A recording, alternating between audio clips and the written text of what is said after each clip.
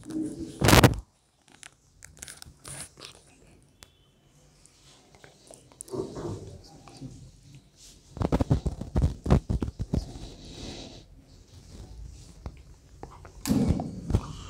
اللہ الرحمن الرحیم الحمد للہ رب العالمین والصلاة والسلام علی سید المرسلین وعلی آلہ الطاہرین واصحابہ الکاملین رب اشرح لی صدری ویسر لی امری واحلل عقدۃ من لسانی یفقہوا قولی اما بعد فاعوذ باللہ من الشیطان الرجیم بسم اللہ الرحمن الرحیم لقد كان لكم في رسول الله أسوة حسنة وقال تعالى يا أيها الذين آمنوا لا تقولوا راعنا وقولوا انظرنا واسمعوا وللكافرين عذاب أليم وقال رسول الله صلى الله عليه وسلم من تشبه بقوم فهو منهم أو كما قال عليه الصلاة والسلام۔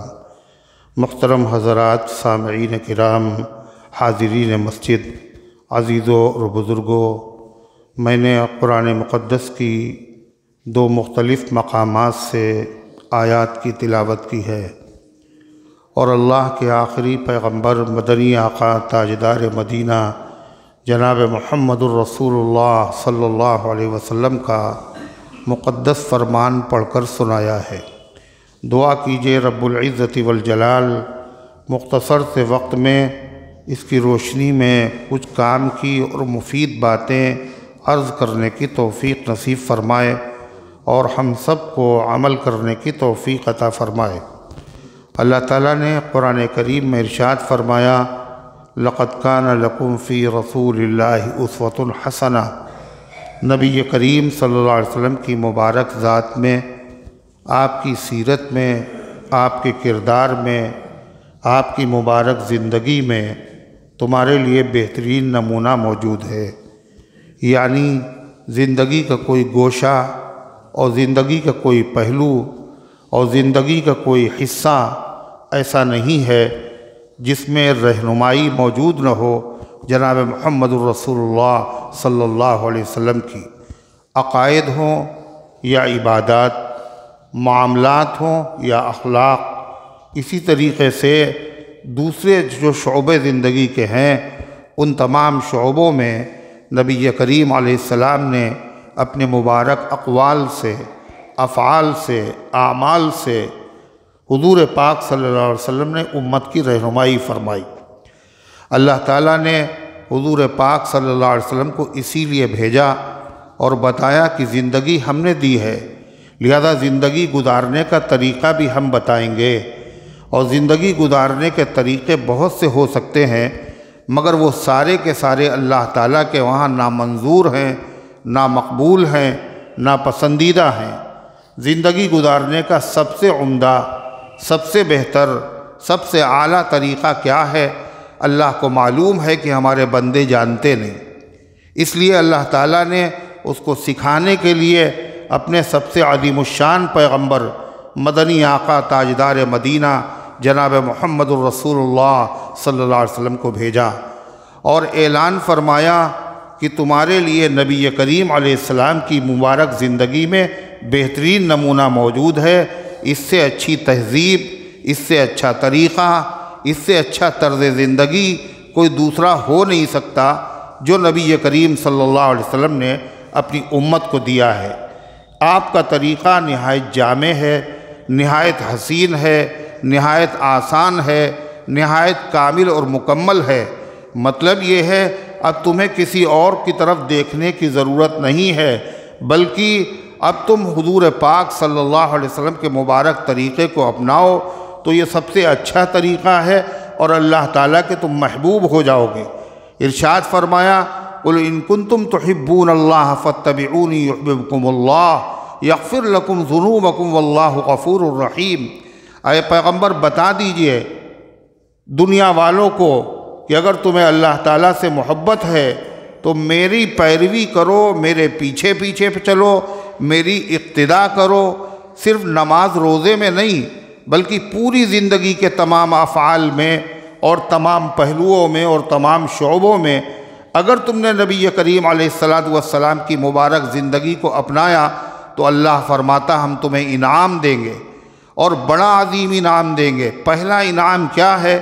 یحببکم اللہ، اللہ تم سے محبت کرنے لگے گا، اور اللہ تعالیٰ جس سے محبت کرے پھر اللہ اس کو ذلیل نہیں ہونے دیتا، اللہ تعالیٰ اس کو بے یار و مددگار نہیں ہونے دیتا، اللہ تبارک و تعالیٰ اس کو زمانے میں رسوا ہونے نہیں دیتا ہے، ناکام و نامراد نہیں ہونے دیتا ہے۔ یحببکم اللہ، اللہ تم سے محبت کرے گا، وَيَغْفِرْ لَكُمْ ذُنُوبَكُمْ، اور تمہارے گناہوں کو بھی اللہ معاف کر دے گا۔ جو چھوٹے موٹے تم سے گناہ ہو گئے، گناہ صغیرہ، وہ نبی کی اتباع کی برکت سے اللہ ان کو معاف کر دے گا۔ یغفر لکم ذنوبکم واللہ غفور الرحیم، اور اللہ تو بہت بخشنے والا، رحم فرمانے والا ہے۔ ایک طرف اللہ تعالیٰ نے اس چیز کا حکم دیا کہ نبی کا طریقہ اپناؤ، اور نبی سے اچھا کوئی طریقہ نہیں ہے۔ گمراہیوں کا خوف ذرا بھی نہیں مجھے پیش نظر ہے اسوہ حسنہ رسول کا۔ نبی کریم علیہ السلام کا جب طریقہ سامنے آ جائے اور آدمی اس پر ڈٹ جائے اور جم جائے اور اتباع کرے تو اس کی گمراہی کا کوئی سوال نہیں پیدا ہوتا۔ اللہ تعالیٰ نے صرف نبی کریم علیہ السلام کی اتباع کا حکم نہیں دیا، بلکہ نبی کریم علیہ السلام کا طریقہ چھوڑ کر دوسری اقوام کے طریقے، ان کی وضاقتہ، ان کی تہذیب اور ان کے زندگی گزارنے کے جو اسٹائل ہیں، اللہ تعالیٰ نے ان کے اختیار کرنے سے اپنے نبی کی امت کو منع فرما دیا۔ چنانچہ اللہ تعالیٰ نے قرآن میں فرمایا، یا ایھا الذین آمنوا لا تقولوا راعنا وقولوا انظرنا، اے ایمان والو تم راعنا نہ کہا کرو، انظرنا کہا کرو۔ تم راعنا نہ کہا کرو، انظرنا کہا کرو۔ اس کا کیا مطلب ہے؟ آپ بتائیے، تمام آپ کی امت اس کی مخاطب ہے، راعنا نہ کہا کرو، انظرنا کہا کرو۔ کبھی سوچا آپ نے یہ راعنا کیا ہے؟ 60 سال ہو گئے، 70 سال ہو گئے، کہ قرآن میں اللہ نے یہ بھی کہا راعنا نہ کہا کرو، انظرنا کہا کرو؟ نہ معلوم تھا، نہ معلوم ہے، اور اسی طرح دنیا سے چلے بھی جائیں گے، قبر میں دبا بھی دیے جائیں گے۔ اللہ تعالیٰ قرآن میں فرما رہا ہے، یا ایھا الذین آمنوا لا تقولوا راعنا، اے ایمان والو راعنا نہ کہو، انظرنا کہو۔ کیا مطلب ہے راعنا کا؟ راعنا نہ کہو اور انظرنا کہو۔ راعنا کے معنی ہیں ہماری رعایت کیجیے، ہماری رعایت کیجیے، ہمارا خیال کر لیجئے، ہمارا لحاظ کر لیجئے۔ یہ کون کہتا تھا؟ اللہ کے نبی صلی اللہ علیہ وسلم کی نورانی محفل و مجلس میں کون کون ہوتا تھا؟ حضور کی مجلس میں صدیق ہیں، فاروق ہیں، عثمان و علی ہیں، تاروں سے سجی بزم نبی دیکھ رہے ہیں، صحابہ، جنتی صحابہ کی مجلس۔ اللہ کے نبی صلی اللہ علیہ وسلم کوئی بات ارشاد فرماتے، اور کبھی ایسا ہوتا ہے کہ آدمی پوری بات نہیں سن پاتا، کبھی ایسا ہوتا ہے کہ آدمی سن تو لیتا ہے مگر پوری بات سمجھ میں نہیں آتی۔ تو جب کسی صحابی کو وہ بات سمجھ میں نہ آتی، یا وہ چاہتے کہ دوبارہ اللہ کے نبی صلی اللہ علیہ وسلم یہ بات ارشاد فرما دیں، تو وہ کہتے تھے راعنا یا رسول اللہ، اے اللہ کے رسول ہماری رعایت کر لیجئے، ہمارا خیال کر لیجئے۔ یعنی دوبارہ یہ بات آپ پھر سے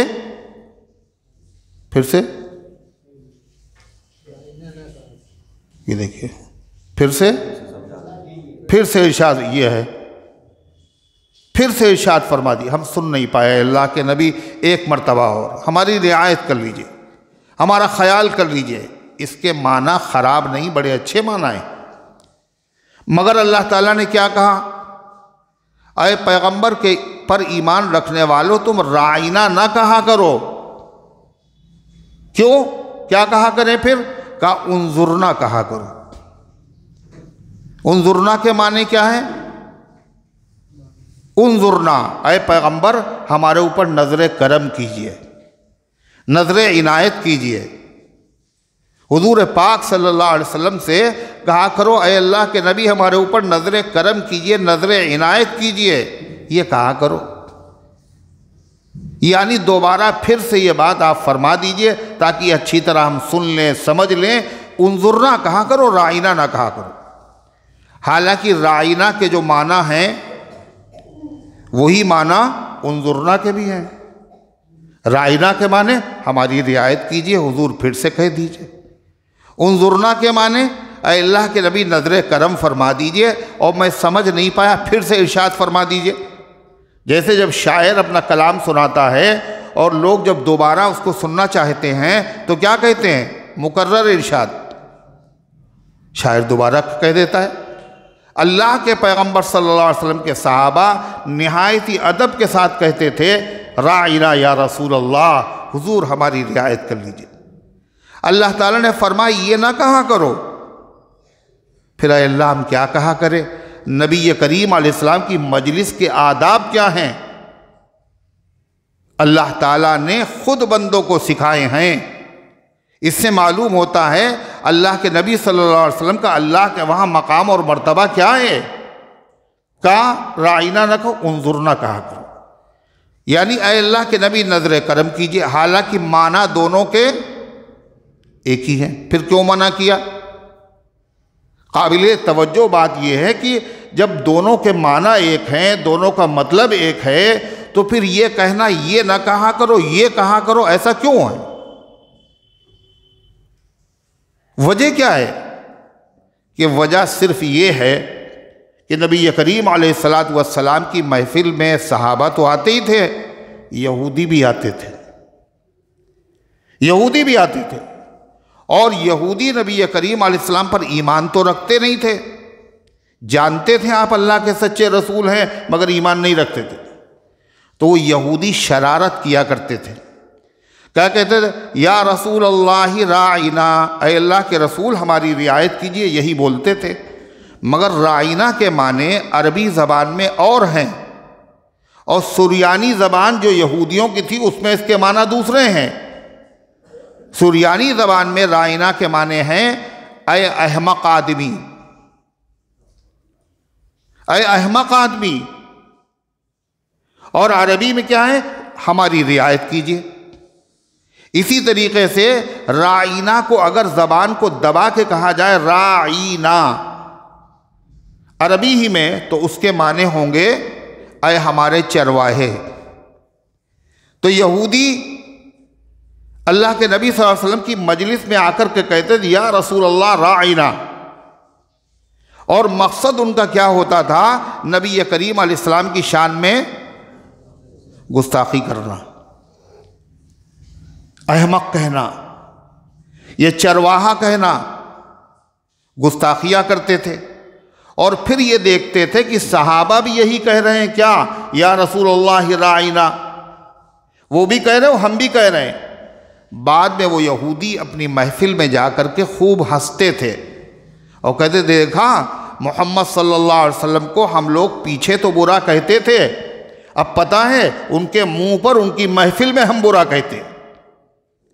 چونکہ اس کے ذریعے سے یہودیوں کو نبی کریم علیہ السلام کی شان میں گستاخی کرنے کا موقع ملتا تھا، اس لیے اللہ تعالیٰ کی طرف سے حکم آیا یا ایھا الذین آمنوا لا تقولوا راعنا، اے ایمان والو تم راعنا نہ کہا کرو۔ معنی ٹھیک ہے، اس کے معنی غلط نہیں ہے، تمہارا ارادہ بھی غلط نہیں ہے، تم کو نبی سے بڑی محبت ہے، مگر چونکہ یہودی کہتے ہیں کیا راعنا، اور وہ اس کے پردے میں شرارت کرتے ہیں، اس لیے اس جملے ہی کو تم چھوڑ دو اور کیا کہا کرو؟ انظرنا، اے پیغمبر نظر کرم کیجئے۔ اللہ تعالیٰ نے منع فرما دیا، کیوں؟ یہودیوں سے مشابہت لازم آ رہی۔ اللہ تعالیٰ یہ چاہتا ہے جب نبی کے ذریعے سے کامل مکمل ہم نے تمہیں شریعت دے دی ہے، لہذا نبی کا طریقہ اپناؤ، کسی قوم کی نقالی مت کرو، کسی قوم سے مشابہت مت اختیار کرو۔ خود اللہ کے نبی صلی اللہ علیہ وسلم نے فرمایا خالف الیہود والنصارى، یہودیوں اور عیسائیوں کی مخالفت کرو، یعنی ان کی تہذیب، ان کا طریقہ، ان کا انداز گفتگو، ان کے معاملات، ان کا لباس، ان کی وضاقت اختیار مت کرو۔ اور آج مسلمانوں نے وہی شروع کر دیا۔ کھانے کا سسٹم یہود و نصارہ جیسا، کپڑے یہود و نصارہ جیسے، اور دوسرے تیوہار منانا شروع کر دیے سب یہود و نصارہ جیسے۔ اللہ کے نبی صلی اللہ علیہ وسلم نے تو اتنا بھی پسند نہیں کیا کہ مسلمان یہودیوں کے ساتھ عبادت میں شریک ہوں۔ عبادت میں بھی مشابہت سے بچنے کا حکم دیا۔ آپ کو پتہ ہے کہ عشرے کے دن روزہ رکھا جاتا ہے، اور عشرے کے دن کا جو روزہ ہے یہ نفل روزوں میں سب سے افضل ہے۔ فرمایا افضل الصیام بعد شہر رمضان شہر اللہ المحرم۔ اللہ کے نبی صلی اللہ علیہ وسلم نے فرمایا رمضان کے بعد سب سے افضل روزہ اللہ کے مہینے محرم کا روزہ ہے۔ اللہ کے نبی صلی اللہ علیہ وسلم رکھتے تھے یہ روزہ۔ پھر آپ نے کیا دیکھا کہ مدینہ طیبہ میں عشرے کے دن یہودی بھی روزہ رکھتے۔ ارے سنی ہوگی کئی مرتبہ یہ بات، یہودی بھی روزہ رکھتے ہیں۔ آپ نے ان سے پوچھا تو انہوں نے بتایا کہ موسیٰ علیہ السلام کو فرعونیوں سے اللہ نے نجات دی تھی۔ آپ صلی اللہ علیہ وسلم نے کیا فرمایا؟ یہودی بھی رکھ رہے ہیں اور ہم بھی رکھ رہے ہیں عشرے کے دن، مشابہت ہو رہی ہے ان سے۔ آپ نے فرمایا کہ آئندہ سال اگر میں زندہ رہا تو یہودیوں کی مخالفت کرنے کے لیے وہ ایک روزہ رکھتے ہیں، ہم 2 روزے رکھیں گے، یعنی 9 محرم کو بھی روزہ رکھیں گے اور 10 محرم کو روزہ رکھیں گے، یا 10 کو اگر کوئی آدمی 9 کو نہ رکھ پائے 10 کو رکھ لے اور 11 کو رکھ لے۔ اللہ کے نبی صلی اللہ علیہ وسلم کو دوسری قوموں کے ساتھ عبادت میں بھی مشابہت پسند نہیں تھی۔ نماز ہوتی ہے اور نماز سے پہلے کیا ہوتا ہے؟ اذان ہے نا؟ پہلے نماز فرض ہوئی اور اذان شروع نہیں ہوئی۔ نماز کہاں فرض ہوئی؟ بولو بھائی۔ 4 اسلامی ارکان ہیں توحید کے علاوہ، کلمہ توحید کے علاوہ، نماز، روزہ، زکوٰۃ، حج۔ سب سے پہلے ان میں کیا چیز فرض ہوئی؟ نماز۔ ایک ساتھ یہ چیزیں فرض نہیں ہوئی، سب سے پہلے نماز۔ نماز کہاں فرض ہوئی؟ مکے میں۔ کہاں فرض ہوئی؟ زمین پر نہیں، عرش اعظم پر۔ معراج کی رات میں اللہ تبارک و تعالیٰ نے نماز کا تحفہ عطا فرمایا نبی کریم صلی اللہ علیہ وسلم کو، تو نماز فرض ہوئی کہاں؟ مکے میں، شب معراج۔ اس کے بعد زکوٰۃ فرض ہوئی مکے میں، پھر مدینے میں روزے فرض ہوئے سن 2 ہجری میں، پھر اللہ کے نبی صلی اللہ علیہ وسلم کی وفات سے 1 سال پہلے حج فرض ہوا۔ تو نماز فرض ہو گئی مکے میں۔ نماز ہوتی تھی مگر اذان نہیں ہوتی تھی۔ مدینے آپ چلے گئے، 13 سال مکے رہنے کے بعد مدینہ طیبہ پہنچے، یہاں بھی نماز ہوتی تھی مگر اذان بولو نہیں ہوتی تھی۔ مسلمانوں کی تعداد بڑھ گئی نمازیوں کی، اور صحابہ کی نماز ہم لوگوں کی طرح تھوڑی نہ تھی کہ جماعت چھوٹ گئی تو کوئی مسئلہ نہیں، 1-2 رکعتیں چھوٹ گئی تو کوئی مسئلہ نہیں، پوری چھوٹ گئی جب بھی کوئی مسئلہ نہیں۔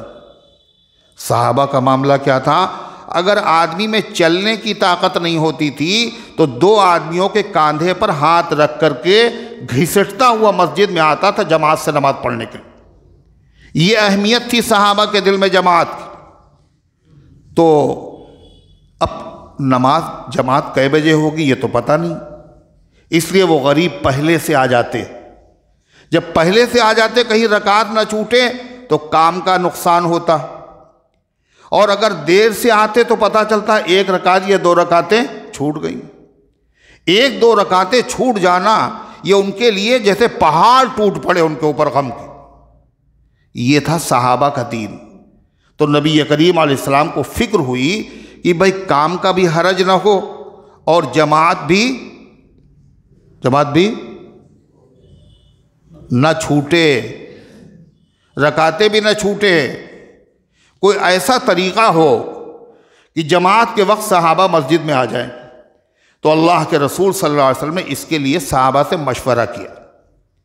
مشورے میں ایک صحابی نے کہا کہ اے اللہ کے رسول صلی اللہ علیہ وسلم جب جماعت کا وقت ہو جائے تو آگ جلا دی جائے. کیا کیا جائے؟ ہاں بھائی، آگ جلا دی جائے. اور جب آگ جلے گی، روشنی ہوگی تو سب سمجھ جائیں گے جماعت کا وقت ہو گیا، سارے لوگ مسجد میں آ جائیں گے، جماعت نہیں چھوٹے گی. اللہ کے نبی صلی اللہ علیہ وسلم کیا فرمایا؟ نہیں، یہ مجوسیوں کا طریقہ ہے، آگ کے پجاریوں کا طریقہ ہے، یہ طریقہ ہمیں پسند نہیں ہے. دوسرے صحابی نے اٹھ کے مشورہ دیا، یہودی اپنی عبادت کے وقت ایک خاص قسم کا باجا بجاتے ہیں، سارے یہودی جمع ہو جاتے ہیں، شبورہ اسے کہتے ہیں عربی میں، شبورۃ الیہود. تو ایک آدمی وہی باجا بجا دے، سب لوگ سمجھ جائیں گے جماعت کا ٹائم ہو گیا، سارے لوگ آ جائیں گے. آپ نے فرمایا نہیں، یہ یہودیوں کا طریقہ ہے، یہودیوں کا طریقہ ہے. اب کیا کریں؟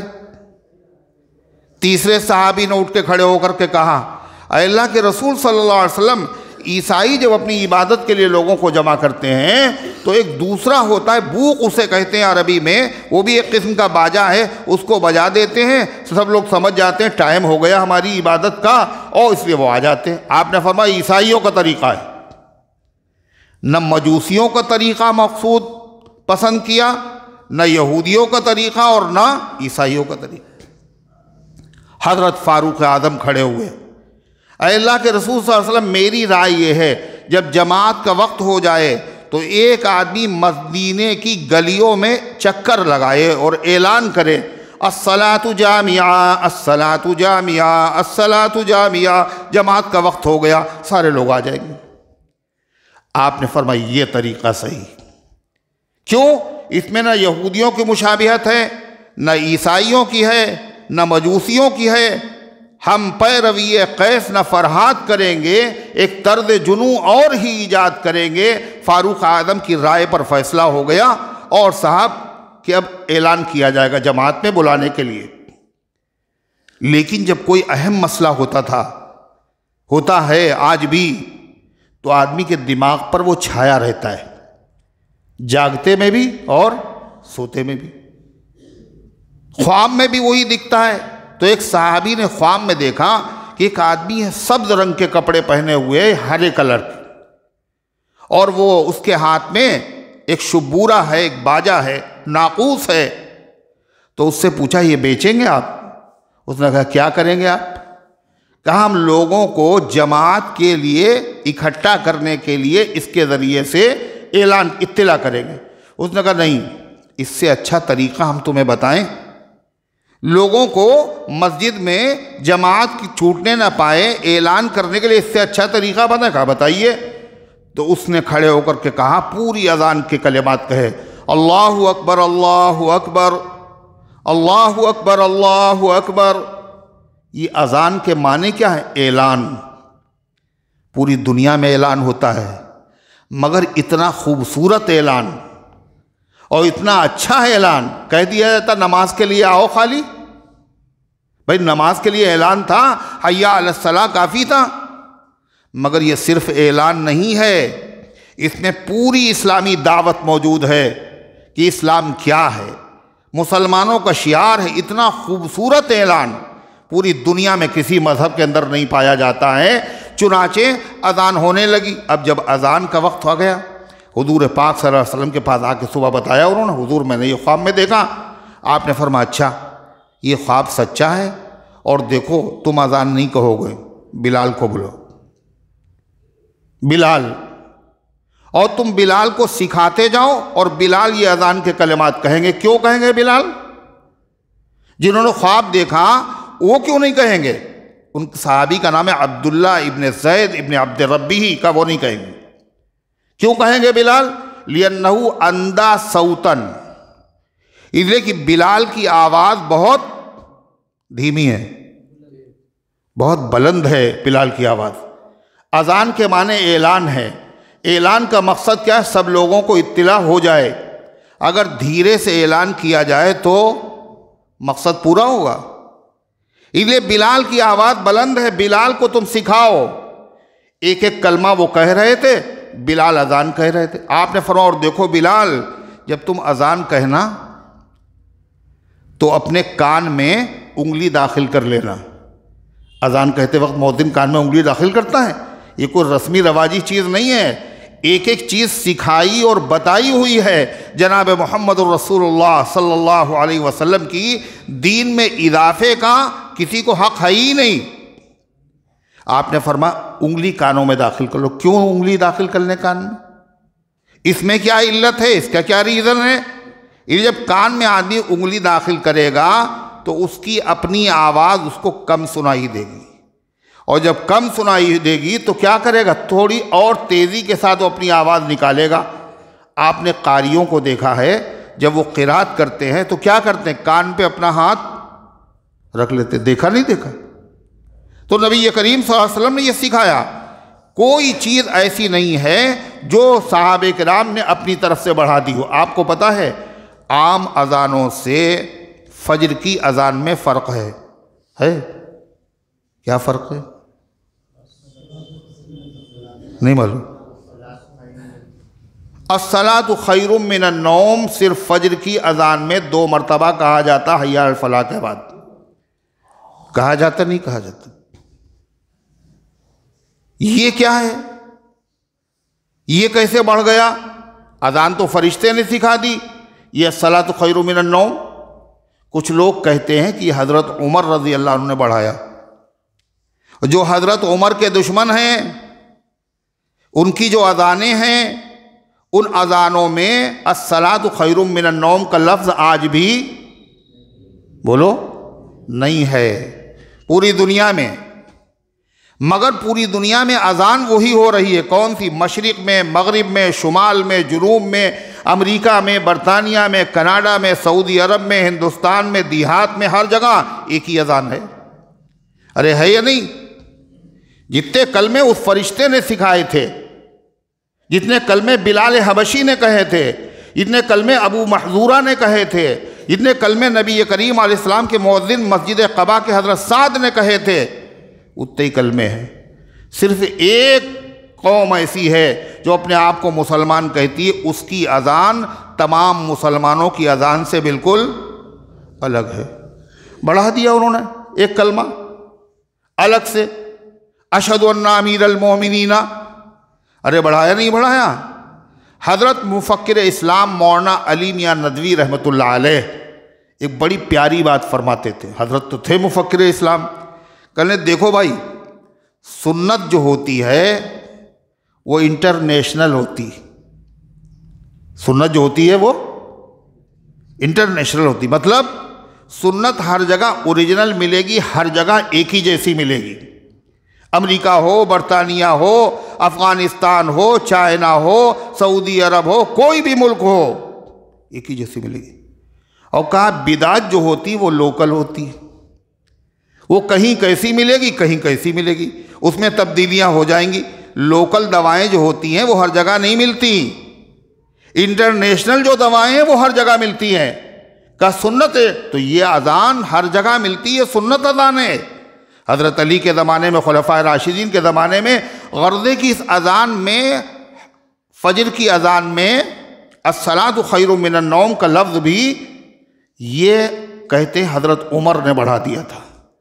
اور حضرت عمر نے بڑھا دیا تو عمر سے ہماری دشمنی ہے، لہذا عمر کی وجہ سے سنتوں سے محروم کر دیا اللہ تبارک و تعالیٰ نے. کہنے تراویح جو ہے یہ حضرت عمر نے جاری کی تھی. پوری دنیا پڑھ رہی ہے، یہی قوم نہیں پڑھ رہی، محروم کر دیا اللہ تعالیٰ نے. اسی طریقے سے اذان میں بھی اضافہ حضرت عمر نے نہیں کیا. کسی مسلمان کو حق نہیں بڑھانے کا گھٹانے کا. صحابہ سے بڑا بدعت کا مخالف کون ہوگا؟ نبی سے جتنا ثابت ہے، کوئی بڑھاتا تو صحابہ خفا ہو جاتے تھے، کوئی گھٹاتا تو صحابہ خفا ہو جاتے تھے. حضرت عثمان ابن ابی العاص فرماتے ہیں ایک صاحب آئے وہ کہنے حضرت ختنے کی دعوت ہے. ہم لوگوں کے وہاں بھی ہوتی ختنے کی دعوت؟ نہیں ہوتی ہے، اور لوگ بڑے شوق سے جاتے. دعوت ہونا چاہیے چاہے جیسی ہو. اب تو لوگوں نے یہی سوچ رکھا ہے، اور دعوتیں کئی طرح کی لوگوں نے اپنی طرف سے نکال بھی لی ہیں. جو دعوتیں دور رسالت میں کبھی نہیں ہوتی تھی، ولیمے کے علاوہ کوئی دعوت نہیں. اب دعوتیں کیا ہیں؟ صاحب ولیمے کی دعوت، چوتھی کی دعوت، چالے کی دعوت اور مہندی کی دعوت اور منگنی کی دعوت، یہ بوجھ جو ہم ڈھو رہے ہیں یہ نبی کریم علیہ السلام نے نہیں رکھا تھا، یہ ہم نے خود اپنے کاندھوں کے اوپر لاد لیا ہے۔ تو غرضے کی یہی دعوت نہیں، اب ایک دعوت اور بڑھ گئی، وہ کون سی ہے؟ برتھ ڈے کی دعوت۔ یہ مسلمان کر رہے ہیں، 90 سال کے ہو گئے، بوڑھے قبر میں پیر لٹکے ہوئے ہیں اور کیک کاٹ رہے اور جھنڈیاں لگی ہوئی ہیں۔ یہ کاہے پہ خوشی ہے؟ اس لیے کہ مرنے میں صرف 2 سال باقی ہیں، 2 سال باقی ہیں، اس لیے خوشی منا رہے ہیں۔ سبحان اللہ سبحان اللہ۔ سوچیے آپ، بدعت جو ہے یہ سب کیا ہے؟ یہ نقالی کا نتیجہ ہے۔ مسلمانوں کے وہاں یہ چیز کبھی نہیں تھی، نہ صحابہ کرام سے ثابت ہے، یہ غیر ایمان والے یہود و نصارہ کی نقالی کا نتیجہ ہے۔ اسلامی سال شروع ہوا، نیا سال کوئی مسئلہ نہیں۔ غیر قوموں نے کیا کیا؟ جنوری جیسے ہی آیا دیکھیے آپ، ایک ہنگامہ برپا ہے، اور اس کے بعد چراغاں بھی ہو رہا ہے اور پٹاخے بھی داغے جا رہے ہیں اور شرابیں بھی پی جا رہی ہیں اور مسلمان بھی اسی ریلے میں بہ رہا ہے۔ یہ طریقہ مسلمانوں کا نہیں ہے۔ نبی کریم صلی اللہ علیہ وسلم نے کیا فرمایا؟ خالف الیہود والنصارى، یہود و نصارہ کی مخالفت کرو۔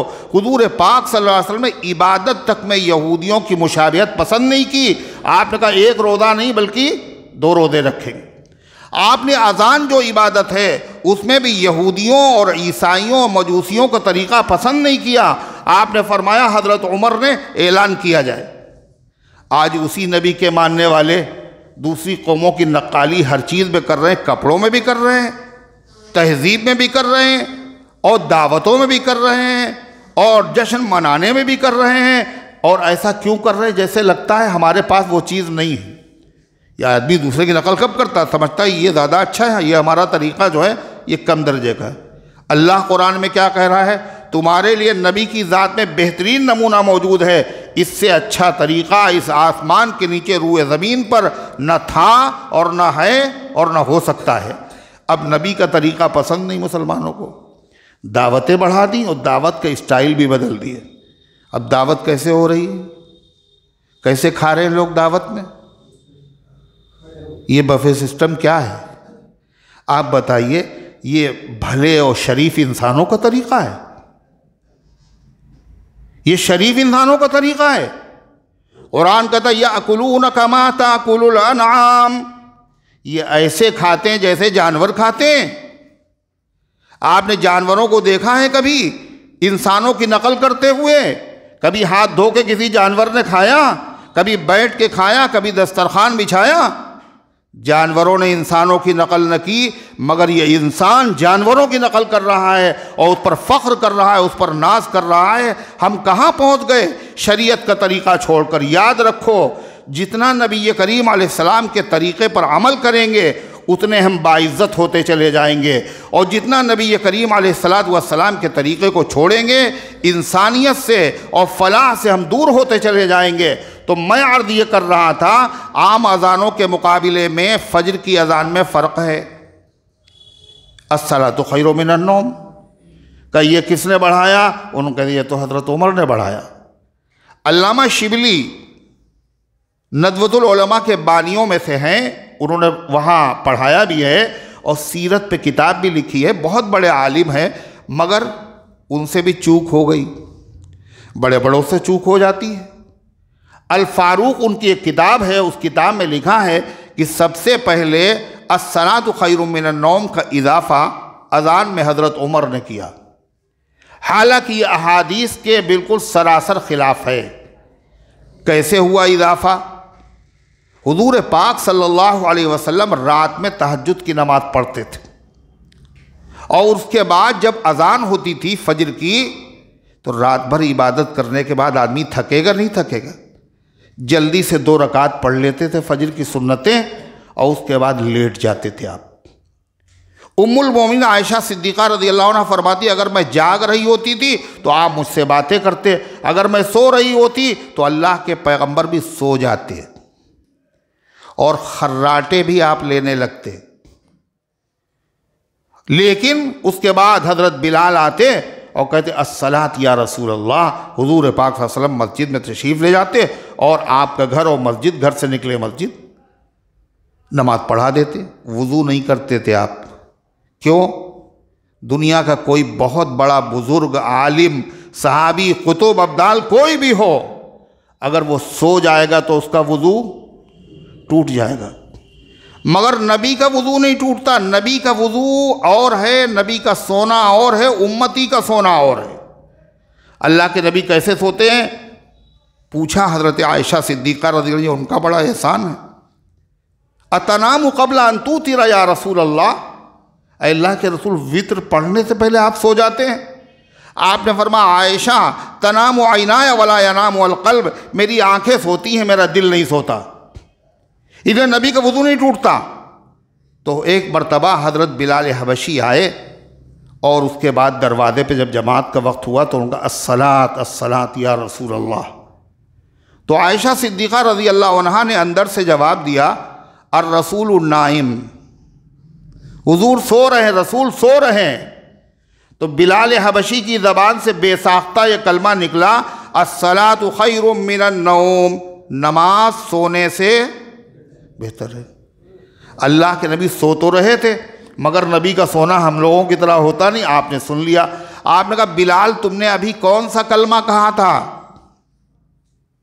تو حضرت بلال نے دہرا دیا الصلاۃ خیر من النوم۔ آپ نے فرمایا کل سے فجر کی اذان میں حی علی الفلاح کے بعد اس کلمے کو شامل کر لینا۔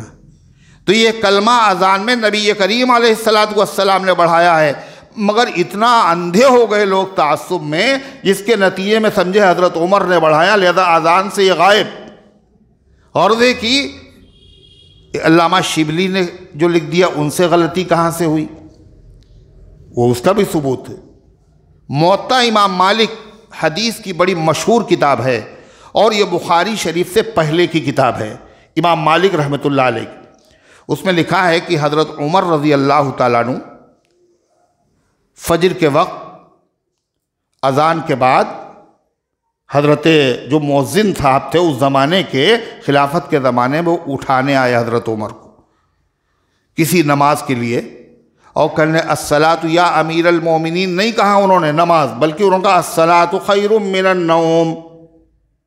تو حضرت عمر نے کہا اجعلھا فی اذانک، اس کو اپنی اذان ہی میں رہنے دیجئے، اس کو کسی کے اٹھانے میں استعمال نہ کیجیے۔ یہ مطلب تھا اس کا، یہ مطلب نہیں حضرت عمر نے اس کلمے کو بڑھا دیا۔ غرضے کی دین میں بڑھانا اور دین میں گھٹانا، صحابہ کرام دین کے ناقل بھی ہیں، راوی بھی ہیں اور دین کے محافظ بھی ہیں۔ جتنا نبی نے کیا اس سے کوئی اگر بڑھاتا تو خفا ہو گئے۔ حضرت علی رضی اللہ تعالیٰ عنہ مسجد کیا ہے؟